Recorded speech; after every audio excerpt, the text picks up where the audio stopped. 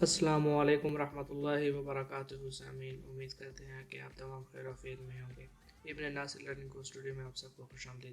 ہمارے اسٹوڈیو میں جو نئے ہیں تو اسٹوڈیو کو سبسکرائب کر دیں اور بیل آئیکن ضرور دبائیں تاکہ ہر آنے والی ویڈیو سے آپ مستفید ہوں۔ شکریہ۔ بسم اللہ الرحمن الرحیم۔ آج کا ہمارا سبق یونٹ نمبر 2 سے ہے، جس کا عنوان ہے دا چیمپئنز۔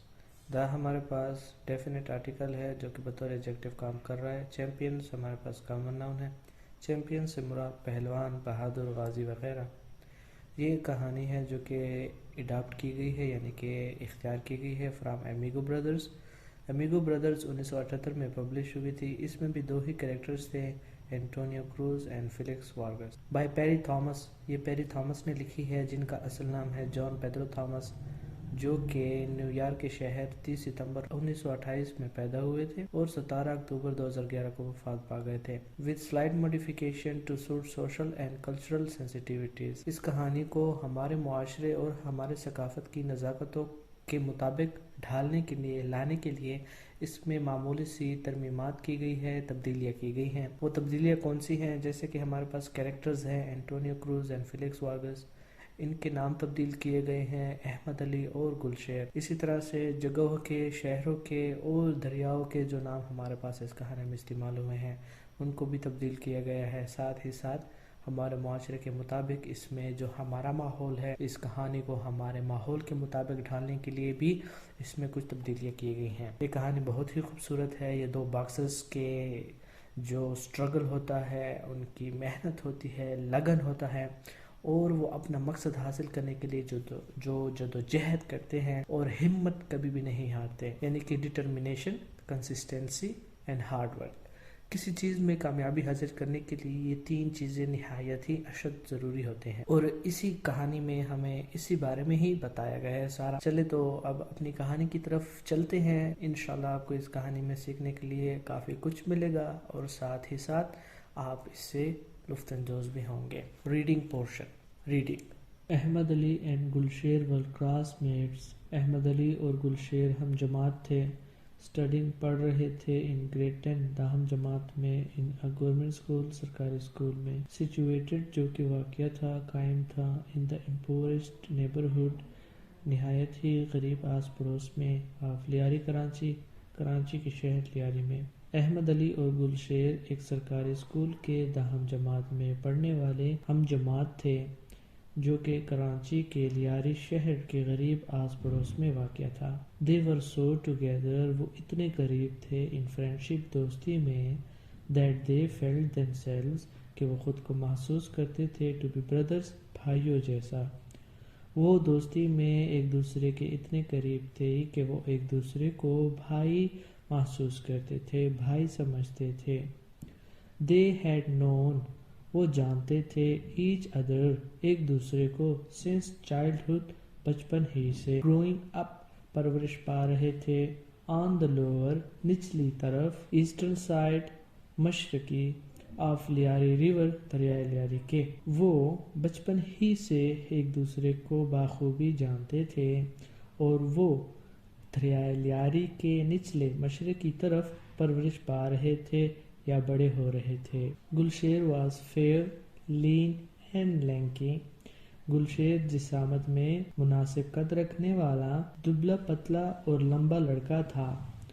لین پتلا، لینکی دبلا پتلا اور لمبا۔ ہز فیملی ہیڈ مووڈ، اس کا خاندان ہجرت کر چکا تھا، منتقل ہو چکا تھا، کوچ کر چکا تھا، فرام خیبر پختونخوا ٹو کراچی، خیبر پختونخوا سے کراچی کی طرف۔ بیفور ہز برتھ، اس کی پیدائش سے پہلے۔ گلشیر مناسب جسامت رکھنے والا، پتلا اور دبلا لمبا لڑکا تھا جس کا خاندان اس کی پیدائش سے پہلے ہی خیبر پختونخوا سے کراچی منتقل ہو گیا تھا۔ احمد علی واز شیدی، احمد علی شیدی خاندان سے تعلق رکھنے والا، ڈارک سیاہ فام، شارٹ چھوٹی قد والا، اینڈ ہسکی اور موٹا تازہ تھا۔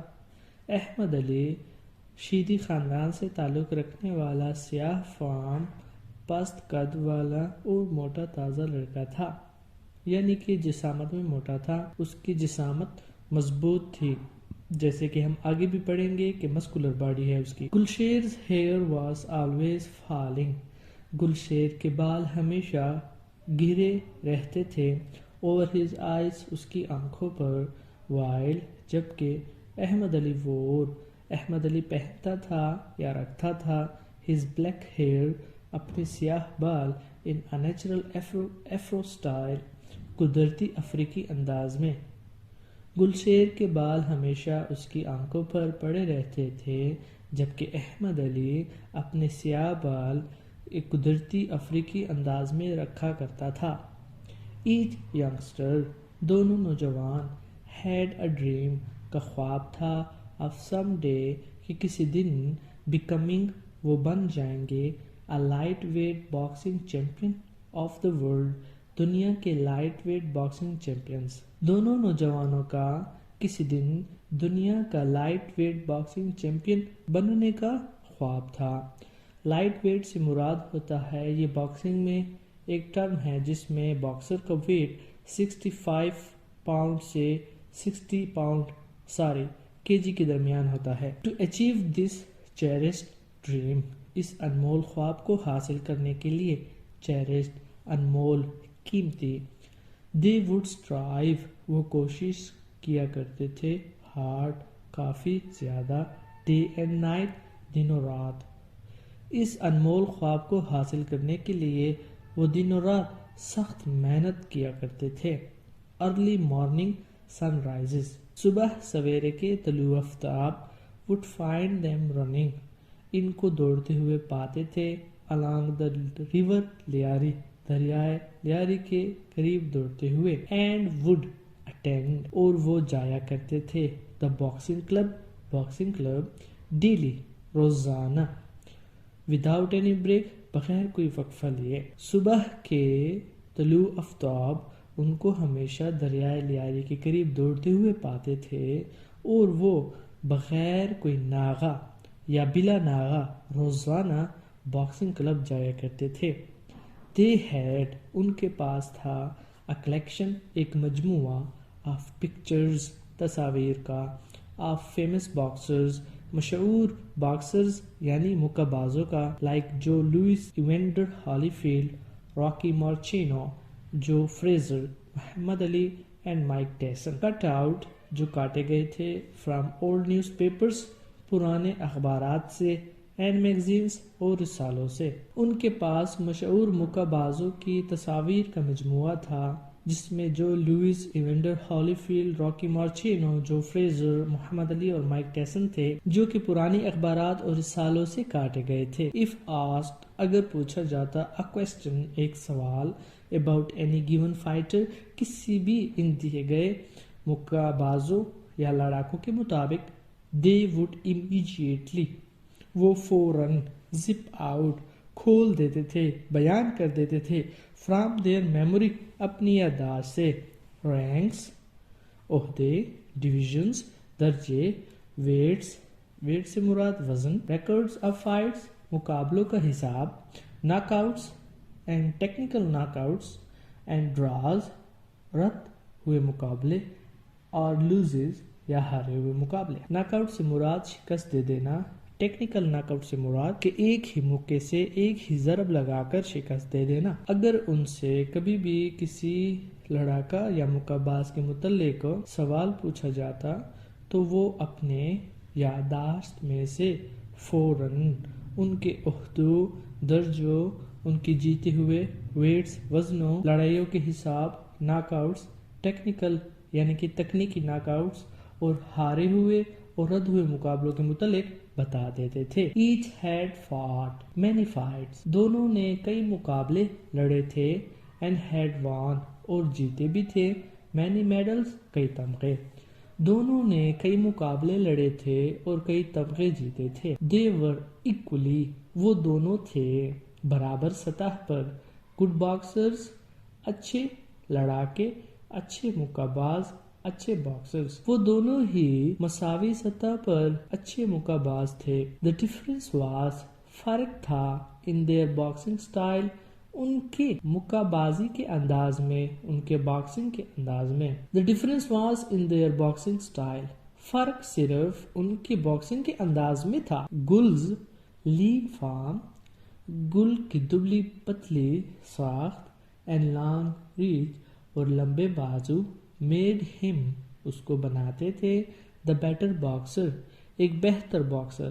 وائل جبکہ علیز شارٹ اینڈ مسکولر فریم علی کا چھوٹی قد والا اور مضبوط جسامت میڈ ہم بناتا تھا اسے دا بیٹر بہتر سلگر ضرب لگانے والا یا مکہ باز. گل کی دبلی پتلی حالت یا گل کی دبلی پتلی ساخت اور لمبے بازو اس کو بہتر مکہ باز بناتے تھے جبکہ علی کی چھوٹی قد اور مضبوط جسامت اس کو بہتر ضرب لگانے والا مکے مارنے والا بناتا تھا. وین ایور جب کبھی بھی دے ہیڈ میٹ وہ ملا کرتے تھے ان دا رنگ اکھاڑے میں فار فرینڈلی فائٹ دوستانہ مقابلے کے لیے. اٹ ہیڈ آلویز بین یہ ہمیشہ رہا کرتا تھا ہارٹ اینڈ ہیوی جوش و خروش سے بھرا ہوا کانٹیسٹ مقابلہ. جب کبھی بھی وہ دوستانہ مقابلے کے لیے اکھاڑے میں آمنے سامنے ہوا کرتے تھے تو یہ مقابلہ ہمیشہ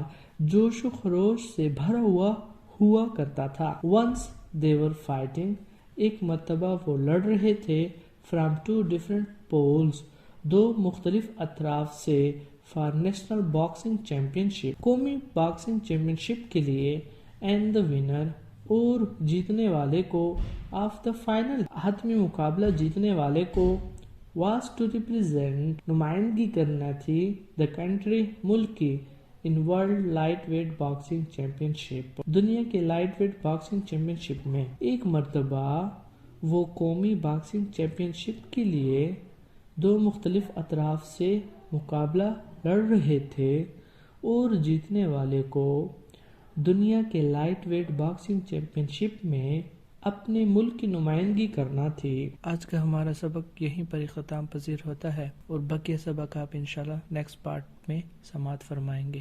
والسلام.